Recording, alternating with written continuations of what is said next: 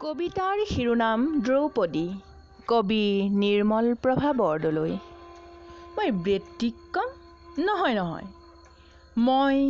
মই যে মাথো চিৰন্তন নাৰী, যুগমীয়া ৰহস্যৰে ভৰা বিচিত্ৰ বৰ্ণালীৰ এক সহজ প্ৰকাশ।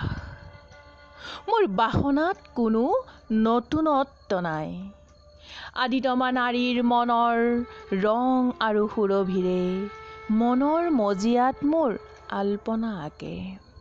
মোৰ দুখ ক'ত?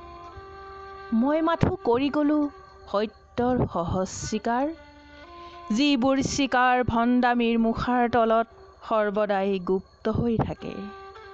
হাঁহি উঠে আৱৰণৰ আঁৰত আমি সকলো উলংগ, প্ৰাণৰ পাত্ৰ জানো কেতিয়াবা ভৰে, যেতিয়া নিজকে ভাবোঁ সবাতোকে ঐশ্বৰ্যমণ্ডিতা বুলি।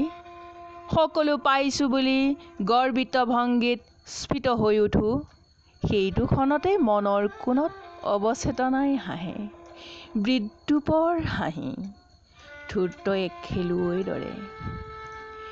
চেতনাৰে দৃঢ় হৈ থিয় হৈ থাকোঁ মই মোৰ ভৰিৰ তলত থকা দুপতা মাটিতে। আশ্চৰ্য তথাপি মোৰ ছায়া যায় আগবাঢ়ি দুহাত প্ৰসাৰি। নহ'লেনো ধীৰ স্থিৰ মনীষাৰ ধৰ্ম যুধিষ্ঠিৰ, শাল বৃক্ষ সম যেন দ্বিতীয় পাণ্ডৱ, শৌৰ্য বীৰ্য সৌন্দৰ্যৰ প্ৰতীক অৰ্জুন, সৌম্য শান্ত নম্ৰবীৰ চতুৰ্থ আৰু পঞ্চম পাণ্ডৱৰ পাঁচখনি উজ্জ্বল আলক্ষ্য থাকোঁতেও মনৰ পটত আৰু এক ছবি আহি দোলে কিয় মনে মনে কোনোটি ক্ষণত। বিচাৰোঁ কৰ্ণ কিয় এই তৃষ্ণা জাগে, আকণ্ঠ ভৰি মোৰ থাকোঁতে অমৃত।